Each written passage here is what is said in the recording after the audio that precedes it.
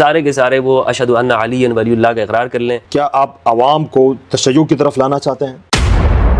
مدارس میں جو پڑھنے والے لوگ ہیں ہمیں شیعہ علماء کے ساتھ یا شیعہ لوگوں کے ساتھ اٹھنے بیٹھنے کا واسطہ نہیں رہتا.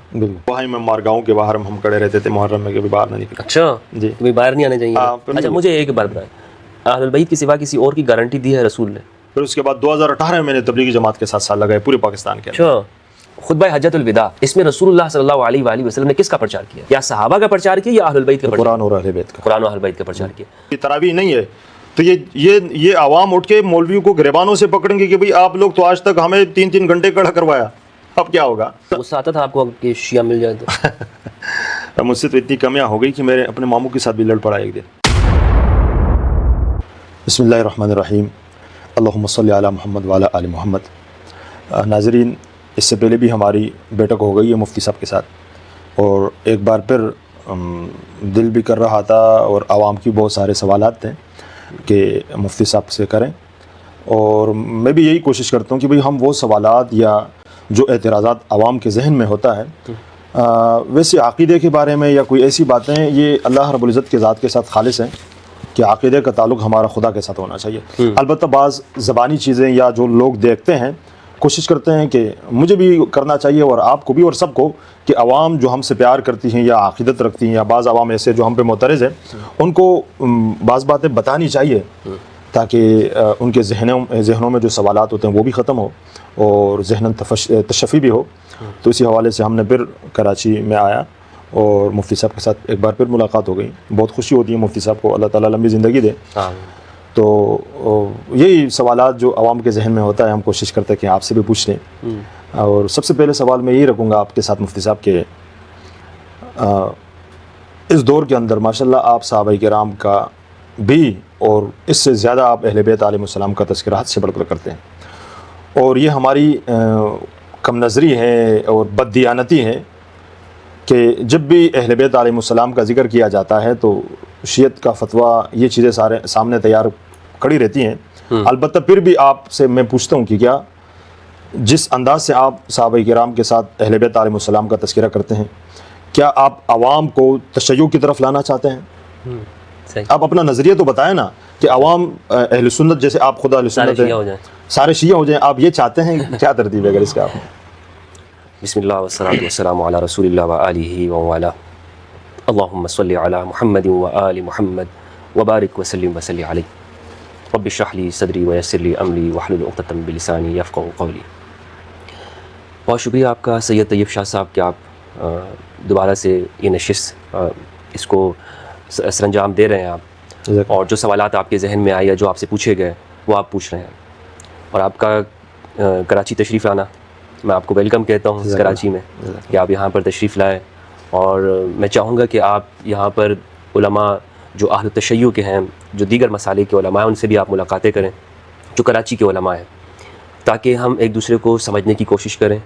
آپ ماشاءاللہ علماء دیوبند کی عظیم جو دینی درسگاہ ہے اس سے فارغ و تحصیل ہے، تو ہمارے جتنا آپ کو آپ کی زندگی میں آپ کو زمانہ طالب علمی میں تجربہ ہوا ہے، آپ اس کو دیکھیں گے کہ جو شیعہ علماء ہیں جب آپ ان سے ملیں گے تو ان کو آپ کس طرح پائیں گے، تو آپ کو ایک الگ تجربہ ہوگا. زندگی میں جو ہے انسان کو اپنی عادت اگر بدلتا رہے نا، دن کی روٹین بدلتا رہے، تو وہ کہتے ہیں کہ اس کے اندر دن بدن ایک مثبت چیز کا اضافہ ہوتا ہے. بالکل. مثلا آپ دن کے اندر کوئی ایسا کام کرتے ہیں کہ جو آپ کی روٹین ہوتی ہے اس سے الگ آپ کر لیتے ہیں، تو آپ دیکھیں گے کہ آپ کی جو دماغ کی جو صلاحیت ہے وہ بڑھ جائے گی. یہ ایک سائنٹیفکلی طور پر یہ بات ہے. بالکل. تو اسی طرح ہمارے ہاں چونکہ ہماری جو زندگی ہے اہل سنت کی، مدارس میں جو پڑھنے والے لوگ ہیں ہمیں شیعہ علماء کے ساتھ یا شیعہ لوگوں کے ساتھ اٹھنے بیٹھنے کا واسطہ نہیں رہتا. بالکل. تو جب آپ یہ دیکھیں گے کہ ان کے ساتھ اپنی عادت کے خلاف کام کرنے لگے، یعنی ان سے ملنے لگے، تو ایک الگ ہی چیز آپ کو نظر آئے گی. بالکل. تو اس طرح بہت سارے آپ کو انشاءاللہ جو آپ ملاقاتیں کریں گے آپ کو اس کا فائدہ ملے گا، اور آپ ماشاءاللہ آپ کرتے رہتے ہیں آپ ملاقات وغیرہ. اچھا، جو سوال آپ نے کیا ہے کہ بھائی میں کر کیا رہا ہوں، کیا میں سنی نوجوانوں کو اٹھا کر ان کو شیعہ بنا رہا ہوں؟ میں چاہ رہا ہوں کہ یار جتنے بھی پاکستان کے اندر سنی نوجوان ہیں سارے کے سارے کل سے وہ شیعہ ہو جائیں، سارے کے سارے وہ اشہد ان علی ولی اللہ کا اقرار کر لیں، وہ محرم کے دنوں کے اندر ایک مخصوص طرح کا ایک حلیہ اپنا لیں اور ماتم کر لیں، اور ماتم میں پھر جتنی بھی اقسام ہیں، کیا میں چاہتا کیا ہوں بنیادی طور پر؟ بالکل یہ ہمارا اور یہ اکثر یہ آپ نے جو اور سوال، یہ اہل سنت کے عوام کا بھی یہی سوال ہے آپ سے، مطلب وہ جو سنی نوجوان ہیں جو ہمارے یہاں مثلاً کوئی تبلیغی جماعت کے اندر ہے یا کسی اور فرقے کے اندر وہ جا کر، جس کو سنیت کا علم ہوا ہے، جو کہتا ہے کہ بھائی میں سنی ہوں، وہ نوجوان وہ یہ سمجھتا ہے کہ یار یہ جو ہمارے، اچھا وہ بھی یہ کہتا ہے کہ یار مفتی ہمدرد یہ سنی ہے، ایسا کوئی آپ کو پاکستان کے اندر ہمارے علماء اہل سنت میں نظر نہیں آئے گا، میں آپ کو چیلنج کے ساتھ کہتا ہوں، جو یہ کہے دعوے کے ساتھ اور دلیل کے ساتھ کہ یہ ہمدرد سنی نہیں ہے، اچھا ایسا کوئی نہیں کہہ سکتا۔ انہیں پتہ ہے کہ میں سنی ہوں، انہیں پتہ ہے کہ میرا، یعنی آپ خاندانی اعتبار سے دیکھ لیں مجھے، میرا جو سوشل بیک گراؤنڈ ہے، یعنی سماجی بیک گراؤنڈ جو ہے میرا خاندانی اعتبار سے وہ اہل سنت کا ہے۔ میں نے پہلے بھی میرے خیال میں آپ کی نشست میں کہا تھا کہ میرے پورے خاندان کے اندر، خواہ وہ ددیال ہو یا ننیال ہو، کوئی ایک شیعہ نہیں ہے اس میں، یعنی بٹگرام سے لے کر اٹک تک، کامرا سے کراچی تک، اور پاکستان میں جہاں بھی میرا خاندان آباد ہے، جہاں آپ کے رشتہ دار ہیں، جہاں بھی میرے رشتہ دار ہیں، کوئی ایک بھی اس میں شیعہ بائی برتھ نہیں ہے۔ کیا پتہ میری تقریریں سن کے کوئی شیعہ ہو گیا میری خاندان میں سے، لیکن کوئی پیدائش کے ساتھ نہیں ہے۔ تو یہ میں اس لیے کہہ رہا ہوں کہ یہ ہمارے علماء جانتے ہیں، جو کبھی کسی نے نہیں کہا ہوگا کہ یہ بندہ شیعہ ہے۔ ہاں یہ ضرور وہ کہہ سکتے ہیں کہ اس کے نظریات جو ہیں وہ شیعوں والے ہیں یا شیعہ کے ساتھ اٹھتا بیٹھتا ہے، یہ ایک الگ موضوع ہے، الگ چیپٹر ہے۔ تو میرے بھائی بات کیا ہے؟ بات یہ ہے، کیا میں ایک سنی نوجوان کو جو عام بندہ ہے اس کو اٹھا کر شیعہ بنانا چاہ رہا ہوں، یا میں ان کو میں کرنا کیا چاہتا ہوں؟ تو میں خود اپنی زبان سے آج کہنا چاہتا ہوں کہ میں کسی کو شیعہ نہیں بنانا چاہتا، میں خود اپنی زبان سے یہ بات کہہ رہا ہوں۔ لیکن یہاں پر میں اپنے سنی نوجوان سے پوچھنا چاہتا ہوں کہ آپ کو شیعہ سے کیا ڈر ہے؟ مثلاً اگر ہم تھوڑی دیر کے لیے یہ مان لیتے ہیں کہ مفتی ہمدرد یہ اس مشن پہ گامزن ہے کہ یہ لوگوں کو، سنی لوگوں کو اٹھا کر وہ شیعہ بناتا ہے، مان لیتے ہیں اس کو، تو اس میں حرج کیا ہے؟ کیا خرابی کیا ہے کہ وہ سنی شیعہ بن جائے؟ کیا خرابی ہے اس میں؟ خرابی تو یہ ذہناً ایک وہ بنی ہوئی ہے کہ شیعہ ایک الگ فرقہ ہے، ہم اہل سنت ایک الگ فرقہ ہے، اور پھر تکفیریوں نے تو یہاں تک پہنچا دیا کہ ایک کو کافر بنا دیا، دوسرے کو مسلمان بنا دیا۔ اب اسلام سے کسی کو کفر کی طرف نکالنا تو ہر کوئی یہی حرج ہے کہ بھئی نہ بنے کوئی، میری نہیں، جو عوام کی جو سوچ ہے، جو اہل سنت، جو علماء کرام کو سن کے تکفیری علماء کو، وہ یہ سوچتے ہیں کہ بھئی سنیت سے تشیع کی طرف لے جانا یا اسلام سے کفر کی طرف لے کے جانا ہے۔ صحیح ہے۔ اب پھر اس کا مطلب یہ ہے کہ ہمیں یہ سمجھنا ہوگا کہ شیعت کیا ہے۔ جی اچھا میں آپ سے سوال کرنا چاہتا ہوں، آپ کے ذہن میں شیعت سے متعلق کیا ہے؟ آپ کیا سمجھتے ہیں کہ ایک شیعت کسے کہتے ہیں؟ میں نے جہاں تک ان کے ساتھ اٹھک بیٹھک کی ہے، جہاں تک میرا ان کے ساتھ تعلق ہے، تو تشیع میں بھی بہت سارے اقسام ہیں۔ جیسے رافضیت ایک الگ چیز ہے، شیعت ایک الگ چیز ہے، اور شیعت کا معنی ہے صحابہ کرام کے ساتھ بھی اور اصل اہل بیت علیہم السلام کے ساتھ دل و جان سے محبت، اس کو شیعت کہا جاتا ہے۔ اور پھر آپ نے وہ امام شافعی رحمۃ اللہ علیہ اہل بیت سے محبت نہیں کرتے؟ تو میں آپ کو یہ بتانا چاہتا ہوں، امام شافعی رحمۃ اللہ علیہ نے جو ایک شعر پڑھا ہے، ان کان حب آل محمد رفضا فلیشهد الثقلان انی رافضی، یعنی میں شیعت تب ہوں کہ میں اہل بیت سے پیار کرتا ہوں۔ تو کیا میں آپ سے پوچھتا ہوں کہ امام شافعی رحمۃ اللہ علیہ کو یہ نہیں پتا تھا کہ سنی اہل بیت سے پیار کرتے ہیں؟ تو یہ ٹائٹل اور یہ فتوے یہ اس زمانے سے بھی ہیں، یہ آج کے نہیں ہے، آج کے نہیں ہے۔ سنی شیعہ میں تو کوئی فرق نہیں ہوا؟ تو وہ محبت کے اعتبار سے تو کوئی فرق نہیں ہوا، لیکن پھر کیوں ڈر کیوں ہے شیعہ ہونے سے؟ تو ڈر میں نے آپ کو بتا دیا نا کہ ڈر یہی ہے کہ یہ ان کو ایک کو کافر ڈکلیئر کرتے ہیں۔ اور تو اچھا یہ جو کافر والی بات ہے نا، یہ ان کے جو اکابر ہیں، جب جو معتبر علماء ہیں جو سنیوں کے ہیں، انہوں نے کسی نے نہیں کہا شیعہ کو کافر۔ اچھا ہاں دیوبندیوں کے جو علماء ہیں، اچھا، مولانا قاسم نانوتی رحمہ اللہ، مولانا رشید احمد گنگوئی، مولانا خالد احمد سہارنپوری، یہ جو علماء ہیں، یا بریلویوں کے علماء آپ کے، کوئی بھی دیوبندیوں کے تو کسی نے بھی ان کو کافر نہیں کہا ہے۔ مفتی تقی عثمانی صاحب نے جو فتاوی کی کتاب ہے ان کی، اس میں بھی انہوں نے لکھا ہے کہ جو، اچھا یہ کہتے ہیں کہ بھائی جو یہ عقیدہ رکھتا ہے، جی، مطلب جو حضرت عائشہ ام المومنین رضی اللہ عنہا کے اوپر زنا کی تہمت لگاتا ہو، وہ یا جو قرآن کریم یا قرآن مجید میں تحریف کا قائل ہو، یہ کہتا ہو کہ وہی آ رہی تھی امام علی کے اوپر اور وہ غلطی سے وہ جبریل وہاں لے گئے، جو وہ کہتے ہیں کہ بھائی اگر یہ عقیدہ کوئی رکھتا ہے تو وہ لوگ کیا ہیں؟ وہ لوگ دار اسلام سے خارج ہیں۔ اور میں آپ کو حقیقت بتاؤں کہ کوئی شیعہ یہ نظریات نہیں رکھتا، بالکل قرآن مجید کی تحریف والا ان کے ہاں کوئی نظریہ نہیں ہے۔ تو بہرحال اب آپ کے جو سوال ہے نا جو آپ نے کیا ہے کہ کیا میں کیا کرنا چاہتا ہوں، تو میں نے عرض یہ کیا کہ اگر میں مان لیتا ہوں کہ لوگوں کو شیعہ بنانا چاہتا ہوں تو اس میں کا بات کیا ہے؟ تو وہ بات وہ ہے کہ لوگوں کو ان فرقہ پرست مولویوں نے کہا کہ بھائی یہ کافر ہیں، تو چونکہ لوگ کہتے ہیں بھائی ہم کافر کیوں ہو جائیں، بالکل یہی کافر کیوں ہو سمجھانا چاہ رہا ہوں جی۔ ٹھیک ہے، تو یہ تو ان کے فتوے ہیں کہ جو ردی کی ٹوکری کے اندر ہے، اس کی کوئی حقیقت نہیں ہے۔ میں اپنے سنی نوجوانوں سے کہنا چاہتا ہوں کہ ان چیزوں کی کوئی ویلیو نہیں ہے، کوئی حقیقت نہیں ہے، ہمارے علماء نے کبھی ان کو کافر نہیں کہا ہے۔ اگر کسی نے کہا ہے تو اس نے غیر ذمہ داری کا مظاہرہ کیا ہے. اب میری طرف جو بات ہے وہی بات ہے جو آپ نے کہی ہے. میں یہ کرنا چاہتا ہوں کہ جو ہمارا جو سنی نوجوان ہے نا جو ڈر رہا ہے, میں اسے اہل البیت کے ساتھ جوڑنا چاہتا ہوں. وہ جو ڈرا ہوا ہے کس چیز سے ڈرا ہوا ہے؟ اسے یہ بتایا گیا کہ بھائی اگر تم زیادہ اہل البیت کا ذکر کرو گے تو یہ شیعیت ہے. دنیا میں اہل البیت کا ذکر کرنے والے کون ہیں زیادہ؟ شیعہ لوگ ہی ہیں. جی آپ مجھے حقیقت کے ساتھ بتائیں, حقیقت کے ساتھ اللہ کو آپ گواہ بنا کر, میں بھی کہتا ہوں اور آپ بھی اس بات کے ہمیں گواہ ہیں کہ اس دنیا کے اندر شروع سے لے کر آج تک سب سے زیادہ اہل البیت کی جو تعریف ہے, مدحت کرنے والے ہیں کون سے طبقات ہیں, کون سے؟ یہ تشیع ہی ہے, وہ شیعہ ہمیں نظر آئیں گے. جی. ہمارے والوں نے تو اہل البیت کے ذکر سے, وہ کہتے نہیں ہیں کہ اہل البیت کا ذکر نہ کرو یا اہل البیت کا ذکر نہ سنو, لیکن شروع سے وہ لوگ اہل البیت کا ذکر زیادہ کرتے چلے آ رہے ہیں. تو ہمارے ہاں لوگوں میں ایک احساس پیدا ہو گیا ہے, ایک احساس جس کو کہتے ہیں احساس کمتری, کہ یار وہ فرقہ زیادہ کرتا ہے, ان کی پہچان یہ ہو گئی ہے. بالکل ان کی پوری پہچان یہ ہے کہ وہ ہر وقت اہل البیت کا ذکر کرتے ہیں, تو ہمیں یہاں پر صحابہ کا ذکر کرنا چاہیے. تو یہ ہو گیا. اس لیے ہمارا سنی نوجوان ڈر جاتا ہے کہ بھائی شیعہ تو نام اسی چیز کا ہے کہ میں اس وقت تک شیعہ بنوں گا نہیں جب تک کہ میں صحابہ کی برائی نہیں کروں گا. میں نے ایک دوست سے بھی کہا تھا, ایک شیعہ میرے ایک دوست نے مجھ سے سوال کیا تھا کہ یہ آخر کیا وجہ ہے, یہ جو دوری کی ہے نا یہ کیا وجہ ہے؟ میں نے ان سے کہا کہ دیکھیں, جس طرح آپ اپنے بچوں کو اہل البیت کے بارے میں زیادہ بتاتے ہیں, مثلا آپ اپنے بچوں کو شروع سے تربیت کرتے ہیں کہ 12 امام کون ہیں, پنجتن پاک کون ہیں, ٹھیک ہے, آپ ان کو بتاتے ہیں کہ امام علی کون ہیں, اسی طرح ہمارے ہاں جو خلفاء ہیں ان کے بارے میں بتایا جاتا ہے. یعنی ہمارے جو بچے اسکول میں جاتے ہیں تو ان سے پوچھا جاتا ہے, دوسری تیسری کلاس کے اندر ہی بتایا جاتا ہے کہ خلفاء راشدین 4 ہیں. بالکل, یہ ہمارے اہل سنت کے بچوں کو یاد ہوتا ہے. اور بعض نے تو جیسے مقرب فرشتے 4 ہیں, انبیاء کرام اتنے ہیں. ہاں, یعنی وہ کوشش, خلفاء مطلب چھوٹے چھوٹے درسی کتابوں میں بھی یہ لکھا گیا ہے, درسی کتابوں میں لکھا گیا ہے. تو وہ سنی کی جو تربیت ہو رہی ہوتی ہے, مثلا امام بارگاہ اور مسجد کے حوالے سے آپ دیکھ لیں.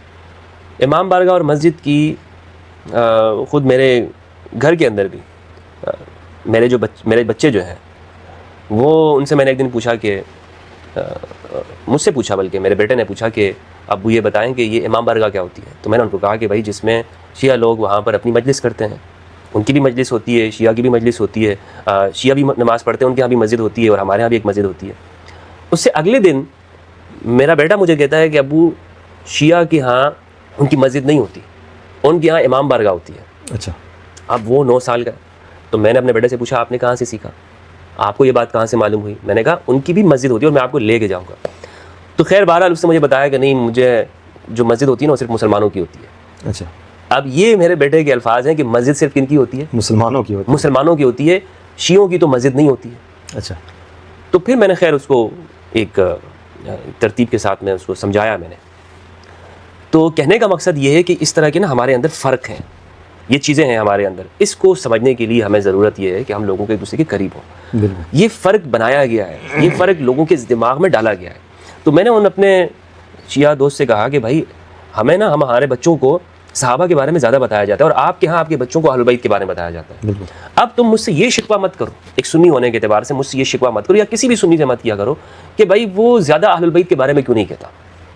ٹھیک ہے, کیونکہ اس کے نزدیک, اس سنی کے نزدیک صحابہ کی, یار جو بچپن سے ہی یہ سنتا آ رہا ہو حضرت ابوبکر رضی اللہ عنہ کی فضیلت ہے اور وہ اس کے اوپر قائم ہو. اچھا یہ میں مذہبی لوگوں کی بات کروں, یعنی ہر سنی میں نہیں, ہمارے ہر مسلک کے اندر ایسے لوگ ہوتے ہیں کہ جو مذہب کے اوپر زیادہ چلنے والے ہوتے ہیں, اور مذہب کچھ لوگ ایسے ہوتے ہیں جو مذہب پہ زیادہ نہیں چلتے ہیں. تو یہ میں سارے سنیوں میں سے جو بات کروں نا, تو اکثریت کی بات کروں کہ جو مذہب پہ زیادہ چلتے ہیں وہ اپنے بچوں کو جب مذہب کا بتاتے ہیں تو انہیں اس ترتیب کے ساتھ انہیں بتاتے رہتے ہیں جس طرح شیعہ کے ہاں وہ اپنے بچوں کو اہل بیت کے بارے میں بتاتے ہیں. تو میں نے کہا یار آپ جب اہل سنت کے لوگوں کو دیکھو نا کہ یہ لوگ صحابہ کا زیادہ ذکر کرتے ہیں ان کے بچے, تو آپ ان کو یہ ضرور کہو, یہ اس بات کا اعتراف کریں کہ یہ لوگ, ان کی مجبوری ہے ایسا, یہ ان کی مجبوری ہے. اور ان کو بھی یہ سمجھنا چاہیے کہ آپ لوگ اگر صحابہ کے بارے میں زیادہ نہیں کہہ رہے ہیں تو آپ کو بتایا نہیں گیا اس طرح سے. تو یہ تو آپ, یہ خاندانی طور پر لوگوں کا ایک بیک گراؤنڈ ایسا ہے نا کہ انہیں زیادہ صحابہ کے بارے میں نہیں بتایا گیا ہے اور انہیں زیادہ اہل بیت کے بارے میں نہیں بتایا گیا. میں تو ہمارے علاقے کے جہاں میں رہتا ہوں وہاں کی اگر بات کروں, یہ تقریباً کچھ زمانہ پہلے, چند مہینے پہلے, وہاں پر ایک دوست مجھے ملا کہ بھئی آپ تو شیعہ ہو گئے ہیں. میں نے بولا میں کیسے شیعہ ہو گیا ہوں؟ کہنے لگے آپ ہر ٹائم علی علی کرتے ہیں. تو میں نے اس کے کندھے پہ ہاتھ رکھ کے، مطلب ہمارے علاقے میں اہل بیت علیہ السلام کو الف با سے آپ کو سیکھنا پڑے گا پھر سے، اور لوگوں کو سکھانا پڑے گا شروع سے. میں نے اس کے کندھے پہ ہاتھ ڈال دیا. میں نے بولا ایک دو باتیں میں کرتا ہوں، آپ ذرا سنیں. میں نے بولا آپ کلمہ سنائیں نا. وہ کہنے لگا لا الہ الا اللہ محمد رسول اللہ. میں نے بولا جس میں جو محمد ہے نا صلی اللہ علیہ وآلہ وسلم، اس محمد کا ایک بھائی تھا حضرت علی، اس کا نام علی ہے. اور پھر میں نے ایک وہ سنایا کہ انا و علی من نور واحد، یا حضور علیہ الصلوۃ والسلام کا جو شجرہ ہے کہ محمد بن عبداللہ بن عبد المطلب علی بن ابی طالب. جی بالکل. تو میں نے کہا یہ جو علی ہے یہ اس پیغمبر کا بھائی ہے جس کا نام ہم کلمے میں سنتے ہیں اور پڑھتے ہیں. پھر بولتے ٹھیک ہے. تو میں نے بولا یہ کوئی اور علی نہیں ہے میرے پیارے، یہی علی ہے جو حضور کا بھائی ہے، جو خلیفہ چہارم ہے. جو آپ یہ خلفائے چہارم، چار خلفاء کی بات کرتے ہیں، جس میں جو چوتھا نام جو آپ لیتے ہیں وہی علی ہے. یہ کم از کم ہمارے ہاں تشیع کی ضد میں حقیقت میں یہی، اور کچھ بھی نہیں ہے. اب دیکھیں نا بہت سارے یزید کے بارے میں رحمۃ اللہ رضی اللہ، آج کل علماء لگے ہوئے. میں نے ایک بندے سے اس دن کہا، میں نے بولا یزید اس کا کچھ لگتا نہیں ہے، اور نہ اس کا یزید سے ان کا کچھ لینا دینا ہے. یہ صرف تشیع کی بغض میں اور اہل بیت کے دشمنی میں، بس اور کچھ بھی نہیں ہے. اور حقیقت میں نے ان کو سمجھایا بھی اور کہا بھی کہ میں نے بولا دیکھو اب اس کا یزید کے ساتھ کیا ہے. یزید تو واحد وہ چیز ہے کہ جس کو ہر مسلک نے برا کہا ہے اور اس کو فاسق اور فاجر، حتیٰ کہ ناپاک اور پلید بھی کہا ہے. لیکن ایک پگڑی سمیت، پھر شکل پہ چہرے پہ دھاڑی، اور پھر نام کے ساتھ عالم مولانا، پھر بھی تو یہ ان کا یزید کے ساتھ نہیں، اصل میں بغض اور دشمنی دوسری طرف ہے.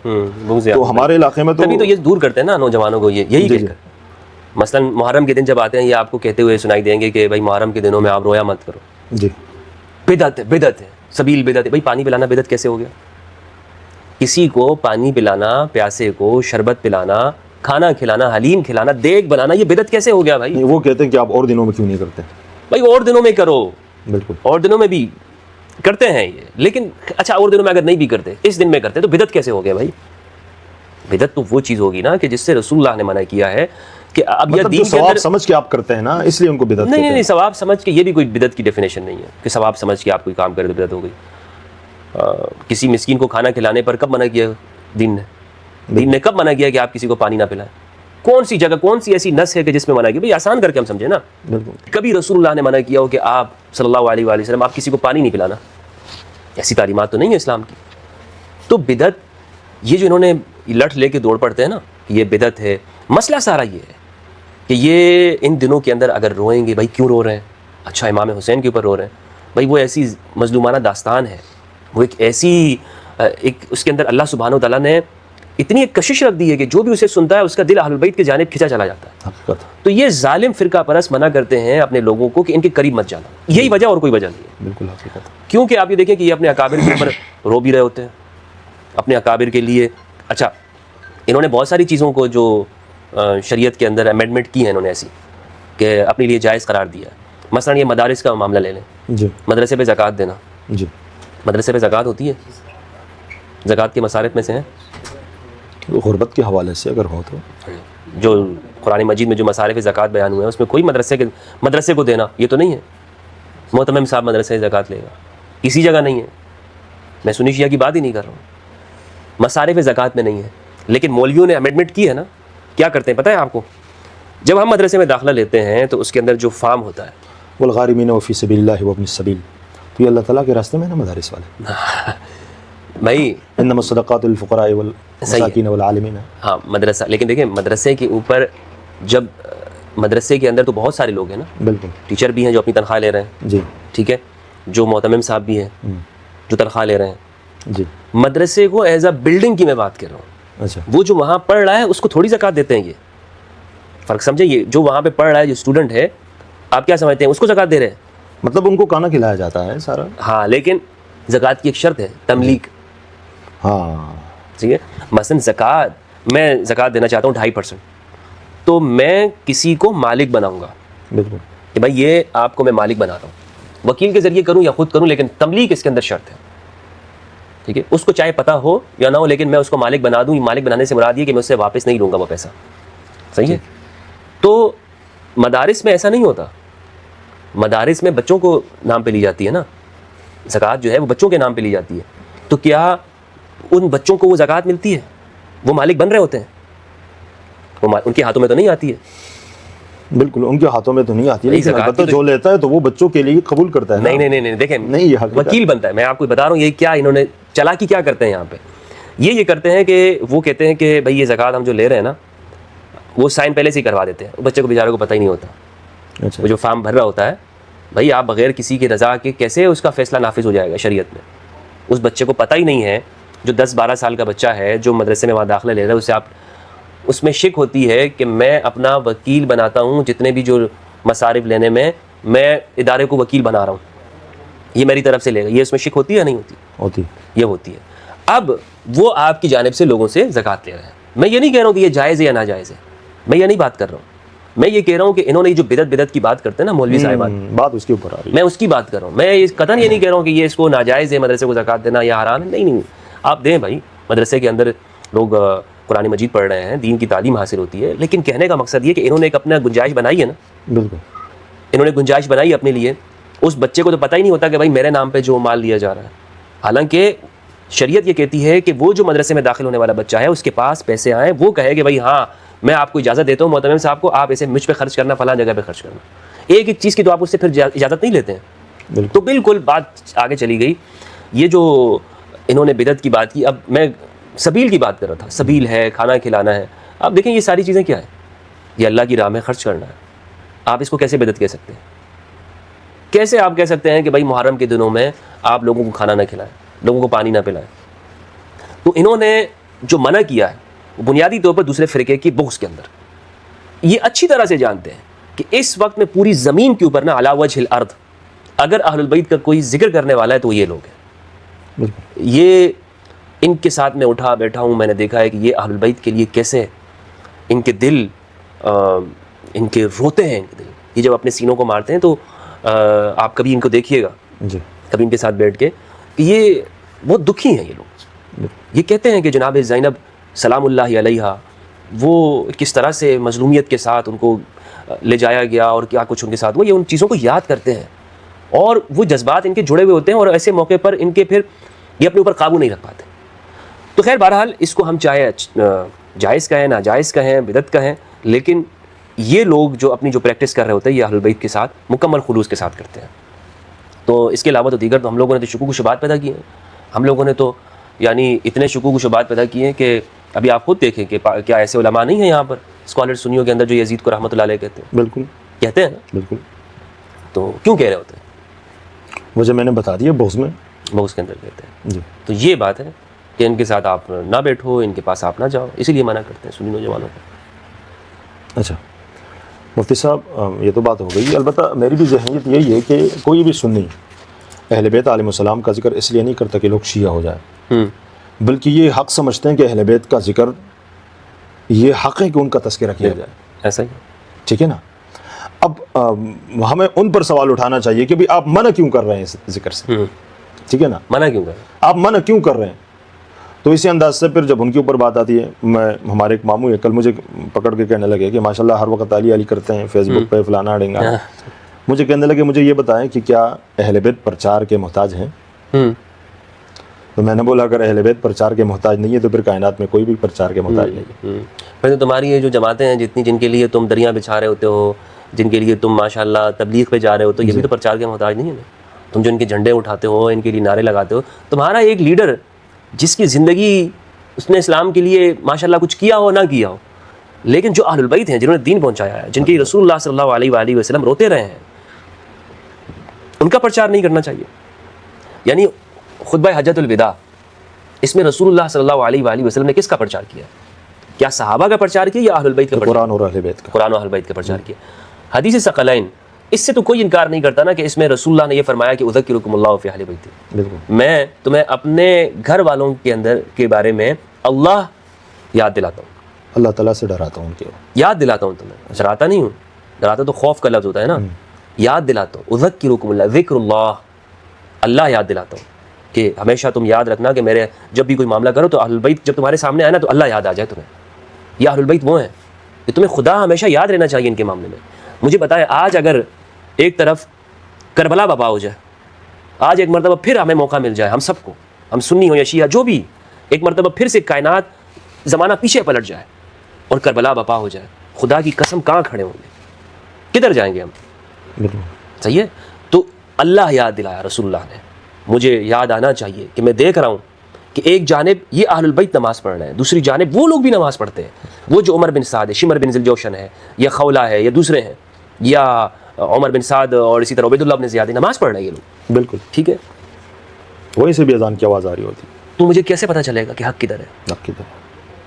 اگر میں اسی بے شعوری کیفیت کے اندر جیتا رہوں کہ بھائی جو بھی ماشاءاللہ داڑھی والا ہو، جس نے بھی پگڑ لگائی ہوئی ہے، جو بھی داڑھی والا ہے، جو بھی اللہ اللہ کا نام لے رہا ہے، مسلمان خود کو کہہ رہا ہے، تو بس حق ادھر ہے. یہ ہے دین نے ایسا ہمیں پہنچایا ادھر. یہ تو وہ مذہبی شخص کہ جو زبان سے کلمہ بھی کہتا ہو اور اس بات کا اعتراف کرتا ہو کہ بھائی مجھے دین کی معرفت ہے، لیکن وہ اہل البیت کے معاملے میں آ کر اسے کوئی شعور نہ حاصل نہ ہو. اور وہ پیغمبر اسلام نے ایک حدیث کے ٹکڑے میں فانظرونی کیفا تخلفونی فی، نہیں فانظروا کیفا تخلفونی فیہما، تخلفونی فیہما، تم کہ میں دیکھتا ہوں کہ میرے بعد ان کے ساتھ کیا معاملہ کرتے ہو قرآن اور اہل بیت کے ساتھ. تو اس کے بعد اچھا مجھے ایک بات بتائیں، اہل البیت کی سوا کسی اور کی گارنٹی دی ہے رسول نے؟ کسی کی بھی اگر گارنٹی دی ہو کہ یہ حق پر ہمیشہ رہیں گے، کوئی بھی کائنات کا فرد جو اہل البیت کے علاوہ جس کی گارنٹی رسول نے دی ہو؟ کوئی نہیں ہے. ہمارے اس لیے میں یہ سمجھتا ہوں کہ جو اگر ہم اصل سنیت کی طرف جائیں گے نا، جو ہمارے جو اصل اکابر اہل سنت ہیں انہوں نے حق کھول کھول کے لکھ دیا. تمام جتنے بھی ہمارے جو اکابر ہیں انہوں نے بخاری میں آپ دیکھ لیں، مسلم میں دیکھ لیں، جو اہل البیت کا حق ہے انہوں نے بیان کیا اسے. مفتی صاحب، جس طرح اہل سنت کی مقدسات ہے بالکل اسی انداز سے تشیع کے بھی مقدسات ہیں، اور بالفاظ دیگر جو تشیع کے مقدسات ہیں وہ ہمارے بھی مقدسات ہیں. جیسے اہل بیت علیہ السلام ان کے مقدسات ہیں، وہ ہر باشعور اور پیغمبر کو ماننے والے سنیوں کے بھی مقدسات ہیں. علی ہمارے مقدسات ہیں، سید کائنات ہماری مقدسات ہیں. بالکل اسی انداز سے خلفائے ثلاثہ بھی ہمارے مقدسات ہیں.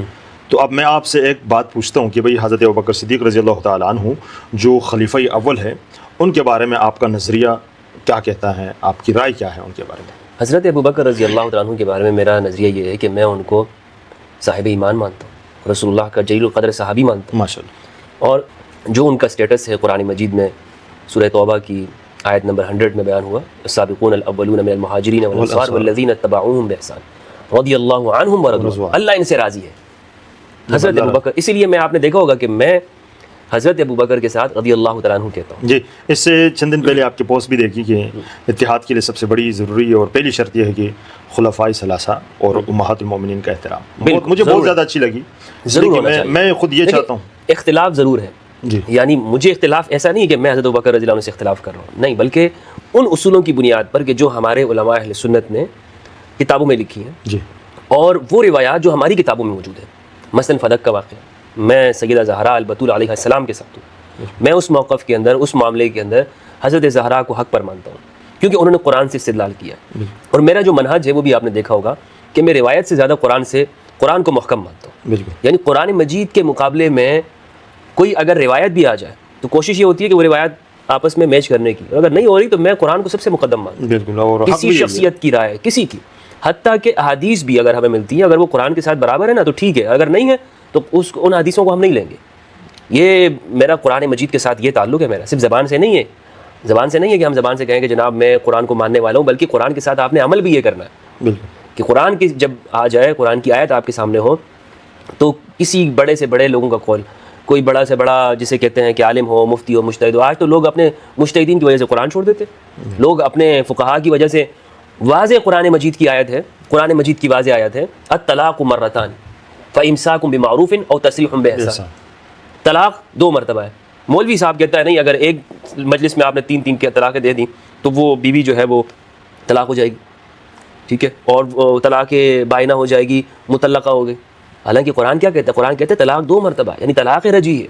اور اسی طرح قرآن مجید نے جو باقاعدہ یہ کہا وَأَشْهِدُوا ذَوَيْ عَدْلٍ مِّنْكُمْ، کہ سورہ طلاق کے اندر، سورۃ طلاق سورۃ نمبر 65 کی آیت نمبر 2 ہے کہ تم 2 گواہ بناؤ طلاق کے وقت میں.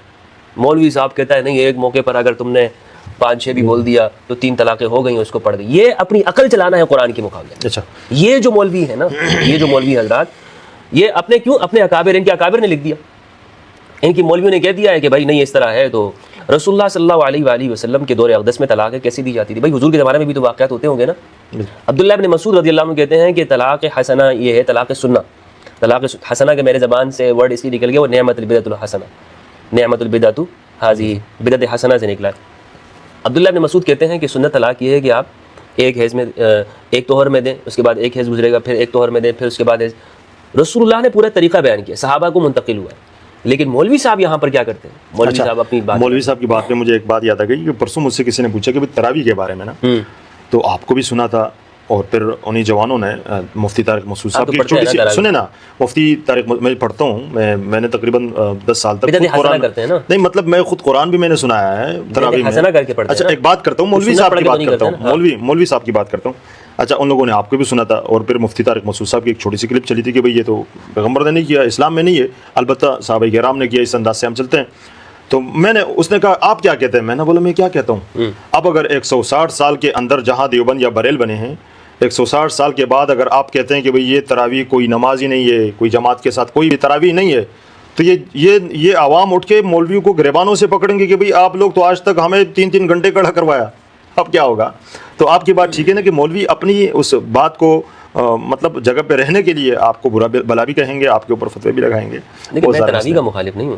آپ تو تراویح کا مخالف نہیں ہے، لیکن جس انداز سے، لیکن اس کو آپ کم از کم دیکھیں، بدعت حضرت عمر رضی اللہ عنہ نے جب بدعت کہہ دیا ہے، نعم البدعۃ ھذہ، حضرت عمر کہتے ہیں کیا ہی اچھی بدعت ہے. جب حضرت عمر رضی اللہ عنہ نے بدعت کہہ دیا ہے، صحیح بخاری کی روایت ہے 2010، تو پھر آپ بھی بدعت کہہ کر اس کو کریں نا، آپ بھی اس کو تسلیم کر لیں کہ بھائی ٹھیک ہے یہ بدعت ہے، ہم کر رہے ہیں. اسی کے ساتھ ایک اور سوال بھی ہے کہ جس طرح آپ نے ماشاءاللہ حضرت ابوبکر صدیق رضی اللہ تعالیٰ عنہ کے بارے میں جو اپنا موقف کہ وہ سابقون الاولون میں ہیں اور رضی اللہ عنہ کے معاملے میں کسی کو ذرہ بھی گنجائش نہیں دوں گا، میرا کتنا ہی قریبی کیوں نہ ہو، لیکن اگر مجھے معلوم ہو جائے یہ حضرت ابوبکر رضی اللہ عنہ کے ساتھ اس کے دل میں اس کا جو تعلقات ہیں وہ درست نہیں سمجھتا، میرا اس سے کوئی تعلق نہیں رکھتا. جزاک اللہ. بالکل اسی انداز سے. لیکن میرے بھائی، لیکن دیکھیں میں یہاں پہ آپ کو حق سچ کہنا چاہیے، مجھے کسی فرقے کا خوف نہیں ہے. میں تو اگر کبھی تکفیریوں کے خوف سے میں نے حق نہیں چھپایا ہے تو میں آپ کیا سمجھتے ہیں کہ کچھ لوگوں کی وجہ سے جو صحابہ سے ان کو کوئی معاملات ہیں، خلفاء سے ان کو کوئی معاملات ہیں، ان کے خوف سے میں حق چھپا دوں گا؟ تو اگر کوئی یہ سمجھتا ہے نا کہ بھائی یہ تو اہل البیت کا اتنا ذکر کرتا ہے، شاید اس کے دل میں ان کا بھی بغض ہے، تو ایسا نہیں ہے. جزاک اللہ. کلیئر کٹ واضح 2 ٹوک لفظوں میں کہ خلفاء کے ساتھ میرا کیا معاملہ ہے، اور امہات المؤمنین رضوان اللہ تعالی علیہن واللہ باللہ، جو ام المؤمنین سیدہ عائشہ رضی اللہ تعالی عنہ وارضاہ، جو ان کی عزت، حرمت، ان کا مقام جو میرے دل میں ہے، میں یعنی بسا اوقات میں کچھ دوست حضرات میرے سامنے گفتگو کرتے ہیں، میں ان کو روک دیتا ہوں. آپ کی جرأت کیسے ہو رہی ہے کہ آپ ام المؤمنین کے بارے میں یہ بات کریں؟ ماشاءاللہ. جزاک اللہ. جن کو علی نے قبول کر لیا، بالکل، جن کے ساتھ مولا علی نے جو تعلقات رکھے، تو پھر میں کون ہوتا ہوں اپنی بات وہاں ڈالنے والا؟ ماشاءاللہ. یہی جو بعض لوگ آگے بڑھتے ہیں نا، جرأت دکھاتے ہیں. نہیں، اب مثلا تمہاری محبت اہل بیت تو قبول نہیں ہوگی کیونکہ تم تو جناب وہ سیدہ کے قاتلوں کے ساتھ ہمدردی رکھتے ہو. ارے بدبختو، امام علی علیہ السلام نے جب قبول کر لیا، ان کے ساتھ صلح کر لی ہے، بالکل مجھے بتائیں نا کوئی ایک واقعہ بتائیں امام علی کا کہ امام علی علیہ السلام نے ان کے خلاف تلوار اٹھائی؟ نہیں اٹھائی ہے. امام علی علیہ السلام نے ان کے ساتھ کیا رویہ رکھا ہے؟ بالکل. کیا ان کے ادوار کے اندر امام نے تلوار اٹھائی ہے؟ نہیں اٹھائی، ان کے ساتھ نہیں لڑے. ٹھیک ہے، آپ کو تو یہ جرت پیدا ہو رہی ہے کہ ماشاءاللہ آپ کہتے ہیں کہ بھائی وہ قاتلین تھے تو لہٰذا ان سے بغض رکھا. عمار بن یاسر رضی اللہ عنہ کو یہ جرت پیدا نہیں ہو رہی. ان سے بڑے شیعہ کوئی تھے، ان سے بڑے کوئی تھے عمار بن یاسر. یار میں آپ کو پہلے میرے ایک دوست نے بھی یہ مثال دی، میں آپ کے سامنے آج لوگوں کے سامنے بیان کرتا ہوں. آپ سادات ہیں ماشاءاللہ سے، ٹھیک ہے، آپ کی عزت و حرمت ہے، ایک مقام ہے آپ کا. آپ کے علاقے کے اندر اللہ نہ کرے کوئی آپ کی عزت و حرمت کے اوپر ہاتھ اٹھاتا ہے، آپ سے تعلق رکھنے والا شخص وہاں پر موجود ہے، وہ کیا کرے گا؟ مجھ سے محبت کرنے والا تو ضرور دفاع کرے گا میرا. آپ ایک سید ہیں، بالکل، آج کے اس دور کے اندر ہے جی، ٹھیک ہے. لوگ کہیں گے کہ بھائی یہ سید ہیں، بالکل، تم یہ کیا کر رہے ہو، تم ان کے اوپر ہاتھ اٹھا رہے ہو. اور وہ جو سیدوں کی ماں ہیں، جدہ سادات، کیا بات ہے. آپ ان کے بارے میں ایک لمبی چوڑی آپ ادھر ادھر وہ سارا واقعہ بیان کرتے ہیں اور پھر کہتے ہیں لوگوں کو بلا رہے ہوتے ہیں. مفتی صاحب ذہن بھی تسلیم نہیں کرتے نا، البتہ. تو بہرحال یہ میں نے اس پہ کہا ہے کہ بھائی یہ ٹھیک ہے، اس زمانے میں عمار بن یاسر رضی اللہ تعالیٰ عنہ انہیں معلوم ہوتا، خدا کی قسم اتل پتل کر دیتے مدینہ کو، ٹھیک ہے، کہ کسی نے حسنین کی والدہ کے ساتھ یہ کیا ہے، عمار چھوڑتے اس کو. تو یہ بات ہے ساری. میں اس لیے میں کہتا ہوں ہاں مظلومیت ہے سیدہ زہرا سلام اللہ علیہا کا قائل. سیدہ زہرا البتول علیہ السلام وہ اس دنیا سے ایسی حالت میں گئی ہیں کہ ان کو ان کا حق نہیں دیا گیا.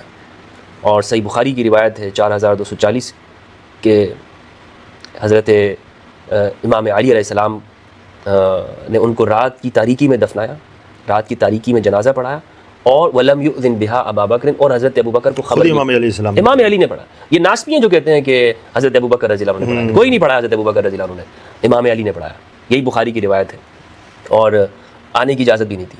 معاملات ہوئے ہیں، سیدہ زہرا 6 ماہ تک حیات رہی، ابن شہاب زہری کہتے ہیں، حضرت عائشہ سے یہ روایت ہے یہ زندگی بھر وہ جو فدق کا ایک گفتگو کی ہے نا حضرت ابوبکر سے، اس کے بعد کبھی زندگی بھر بات نہیں کی ہے، زندگی بھر اس معاملے میں کبھی بات نہیں کی ہم سے، اس کے بعد کبھی بات نہیں کی ہے حضرت ابوبکر۔ البتہ شہادت کی جو باتیں آپ نے کہا، جو شہادت کی جو باتیں ہیں تو وہ ہماری کتابوں کے اندر موجود نہیں ہیں۔ ٹھیک ہے، بالکل اسی طرح ماشاء اللہ آپ نے جو خلفائے ثلاثہ پھر خصوصاً خلیفہ اول کے بارے میں اپنی اظہار رائے دکھائی، اور اسی انداز سے امہات المومنین کا ماشاء اللہ آپ نے تو بڑا اچھا انداز سے، اور پھر اسی طرح جو دوسرے خلیفہ ثانی ہیں حضرت عمر رضی اللہ تعالیٰ عنہ، وہ بھی ہمارے یار مقدسات ام المومنین کے ساتھ جنگ جمل کے بعد امام علی نے کیا کیا؟ صلح ہو گئی۔ قرآن مجید نے جب ماں کہا ہے تو کیا آپ علی سے یہ تصور کر سکتے ہیں کہ علی جن کو قرآن ام المومنین کہہ رہا ہے ان کو وہ قیدی بنا لیں گے؟ نہ نہ نہ، اسی وجہ سے خوارج نے اعتراض کیا، لوگوں نے اعتراض کیا، امام علی علیہ السلام نے ان سے کیا کہا کہ کیا تم یہ چاہتے ہو کہ تم اپنی والدہ کو قیدی بنا لو؟ اور پھر امام علی علیہ السلام نے ان کے ساتھ کیا معاملہ کیا کہ ان کے ساتھ ان کے بھائی محمد بن ابی بکر رضی اللہ عنہ کو بھیجا۔ اور اسی انداز سے عمار بن یاسر کے قصہ بغیر اس کے حوالے کے میں نے سنا ہے کہ میرے سامنے سے بھی گزرا ہے کہ اس نے امام حسن کو 94 سال کی عمر میں غالباً امام حسن کو ایک جوانی کی صورت میں اوپر بٹھایا، دکھا دیا کہ بھئی یہ حسن ہے، اور پھر اس کے بعد کہا کہ اما عائشہ ہماری ماں ہے۔ بخاری کی روایت ان کے اچھے انداز میں الفاظ میں یہ امام علی علیہ السلام نے جناب عمار یاسر اور جناب امام حسن علیہ السلام کو بھیجا تھا بصرہ کی جانب کہ جاؤ وہاں کے لوگوں کو تیار کرو، کوفہ بھی بھیجا، لوگ موٹیویٹ کرو تاکہ وہ ہمارے ساتھ آئیں۔